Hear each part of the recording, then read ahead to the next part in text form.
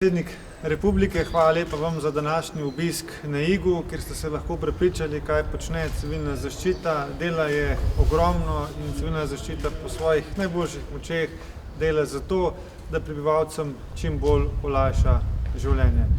Hvaležni pa smo tudi, kadar dobimo takšne obiske, da tudi ljudje, ki dan za dnem 24 ur v pogonu delajo, dobijo neko zadoščenje, da tudi predsednik Republike opazi njihovo delo. Tako da hvala lepa.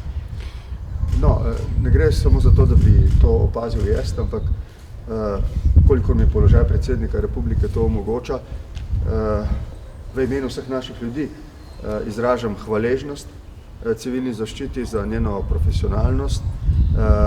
Kadar je aktivirana, smo se ljudje navadili, se lahko na njeno delo absolutno zanesemo in tudi v primeru te pandemije je tako.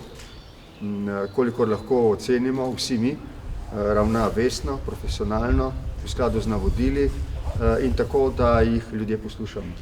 Smo deležni njihove pomoči, ne vemo, koliko časa bo ta kriza še trajala, ampak kolikor sem lahko iz razgovora z poveljnikom, direktorjem in drugimi razbral, tudi v primeru, da bi ta kriza trajala dlje in traja dlje kot običajno, trajajo druge naravne nesreče, se lahko zanesemo, da bomo do zadnjega dne in potem deležni vse njihove profesionalne pomoči.